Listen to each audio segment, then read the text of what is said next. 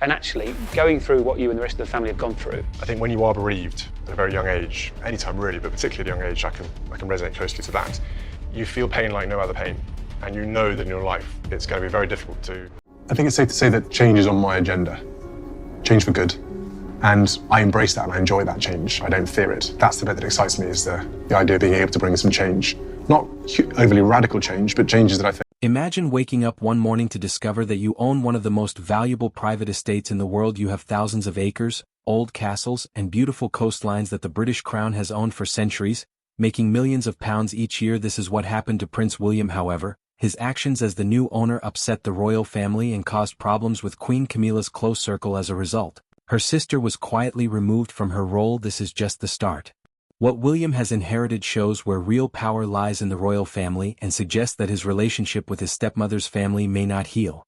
Welcome back. If you're new here, please subscribe and hit the notification bell. We explore interesting stories about the royal family, and this one gets even more intriguing the more you learn. Let's start from the beginning. The estate that changed everything. What William actually inherited.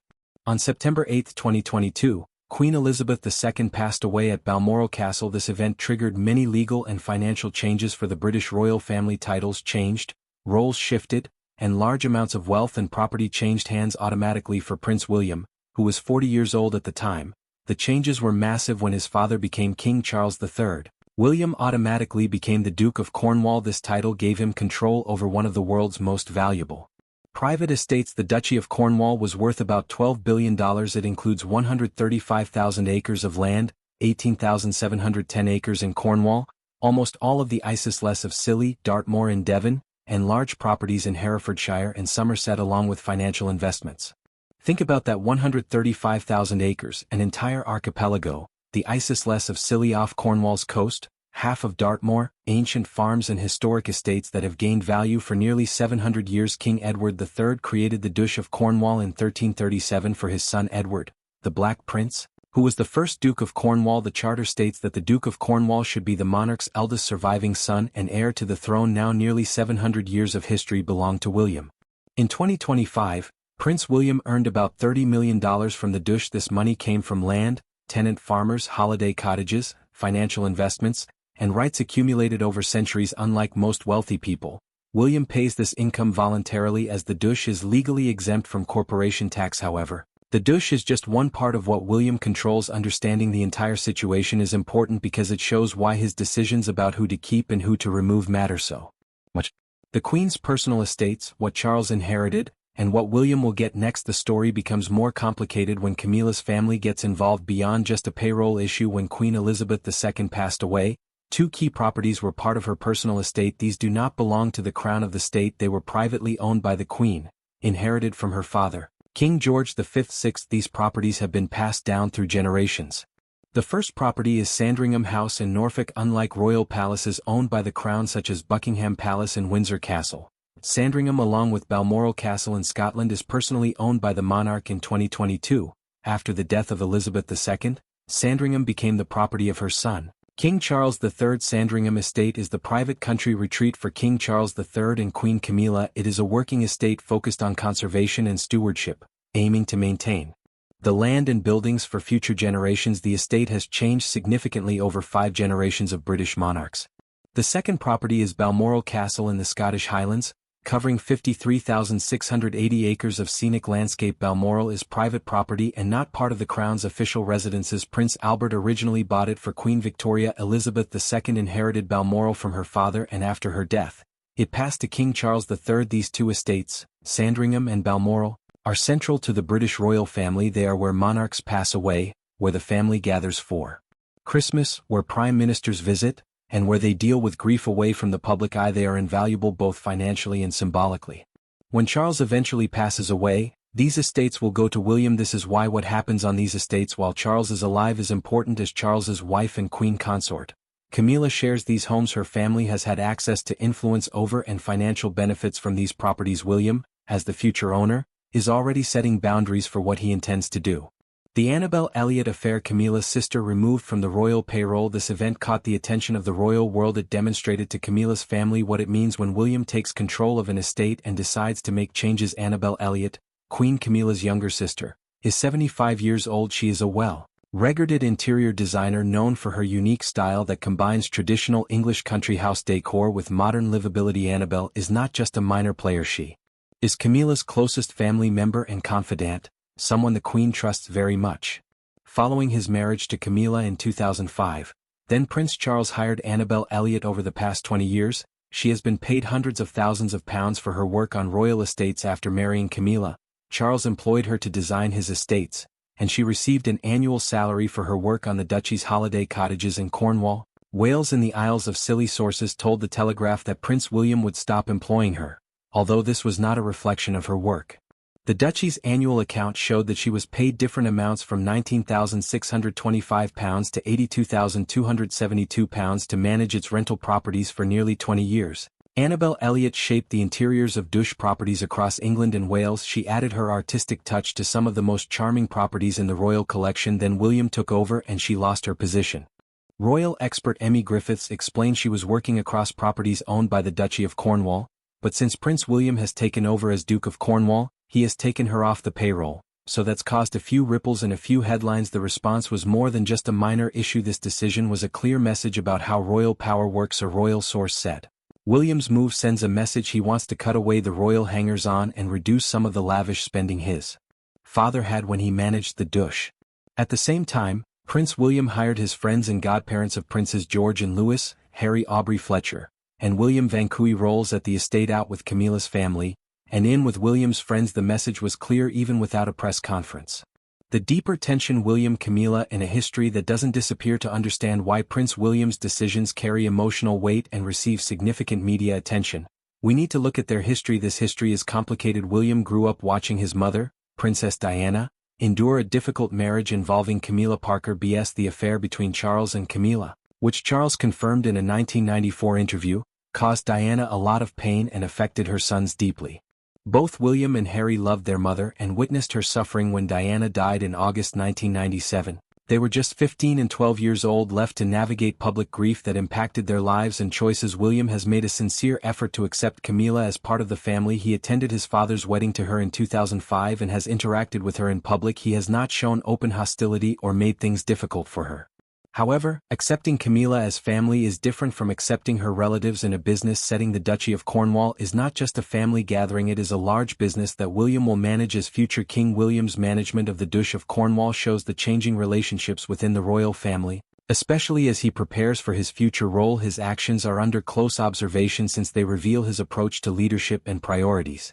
By making strategic changes, William aims to ensure that the Dush operates efficiently and reflects modern values. What William is doing is not about revenge or attacking Camilla or her family. Instead, it signals his independence and marks a shift from Charles's era to his own. This change directly affects Camilla's family's financial ties with the crown. The staggering scale of what William controls and what's still to come. Let's take a moment to understand the scale of what we're discussing because the numbers are remarkable. Forbes estimated the late Queen's personal fortune at $500 million. This amount includes her jewels, art collection, investments, and 2 residences, Balmoral Castle in Scotland, and Sandringham House in Norfolk. She inherited both properties from her father, King George V. VI.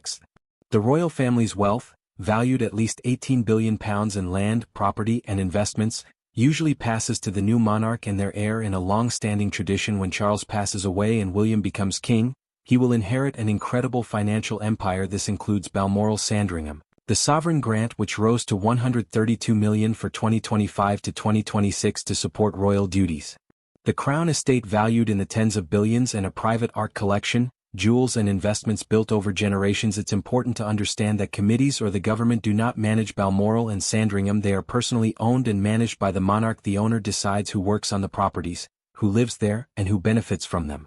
After it was revealed that Prince William earned $30 million from his Dush in 2025, some residents in Cornwall expressed feeling abandoned by the royal family. This situation highlights an important point. The Dush comes with responsibilities and expectations from the communities connected to it. William is learning, sometimes in a difficult way, that owning this much land means dealing with the relationships, tensions, and obligations that come with it.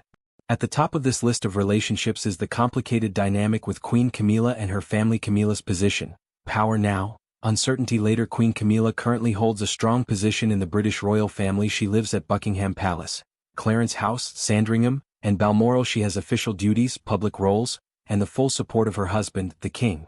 However, experts say her position could become less stable if King Charles dies. If she outlives him, she would likely become Queen Dowager as his wife. She could inherit various assets and properties they shared, including Clarence House worth about $72 million and Highgrove House valued at around $39 million. She would also receive financial support to maintain her standard of living. It's important to note that Sandringham and Balmoral are personal properties of the monarch. When Charles dies, these will pass to William as the new king. Camilla would no longer control those estates. She might be a guest depending on William's decision. Recently, Camilla has taken steps to prepare for her future. She sold her private property, Ray Mill House in Wiltshire, which she owned before marrying Charles. This was her retreat where she enjoyed gardening, calling it the best therapy in the world. Selling it might mean she wants to focus more on her royal life with Charles, or that she needs to rethink her long-term property plans. For her family, especially her sister Annabel Elliot, the future looks uncertain. Annabel has lost her income from the Dush, but Buckingham Palace confirms she would still have some involvement with the household when possible. Reports say she is working on the King's Sandringham estate in Norfolk, so she maintains some connection to the royal family through Charles. However, once William becomes king, her connection will depend on his goodwill. William has already shown through his management of the Dush where his priorities lie. What this all means: power, legacy, and the future of the monarchy. What does this all mean for the royal family, for Camilla, and for the monarchy that William will lead one day? First, let's clarify what William's management of the Dush of Cornwall means. Many have misunderstood the story. It is not mainly about personal conflict with Camilla. It shows that William wants his future reign to be different from his father's. The relationships and financial arrangements that King Charles built over his 40 years as Duke of Cornwall won't just pass to the next generation. With every decision he makes about the Dush, William is preparing to be king. He is learning how to manage large assets and complex organizations. He is understanding the difference between courtesy and responsibility, and like every monarch before him, he learns that the crown must prioritize good management over feelings.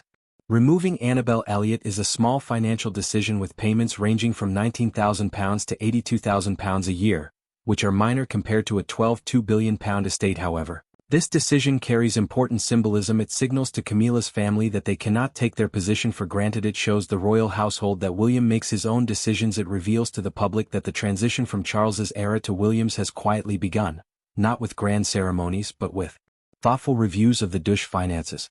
Meanwhile, the future ownership of Sandringham and Balmoral looms large. These estates will eventually go to William and then to George. The line of royal ownership from Queen Victoria to Charles III will continue. Each new owner will decide what those estates look like, who can visit, and what legacy they want to create. Royal wills are private. We won't know much about the Queen's personal wealth, or how it is divided among her family. However, we can learn from public decisions such as the Duchy's financial reports and management changes. At its core, the British monarchy is about inheritance. It's about what gets passed down from one generation to the next and the responsibilities that come with it. William understands this better than most. He grew up around it and witnessed its challenges. Now he can shape it himself. The estates belong to him. The decisions are his to make. The legacy, for better or worse, will be his. For Camilla's family, who gained a lot from King Charles's kindness, the impact of William's approach is already noticeable. This shift isn't marked by conflict or drama. It's felt through a Duchy payroll report in the hiring of people William trusts quietly. Power in the royal family has always communicated its message. Right now, it is conveying something clear. This situation may seem like it's about payroll and contracts, but it runs deeper. It reflects the transfer of power and the differences between the king who is in charge now and the king who will come next. It raises questions about whether those who built their careers around King Charles will have a role in the future that William is carefully creating. What do you think? Is William right to start fresh with his own trusted advisors, or does this send a negative message during a time when the royal family needs public support?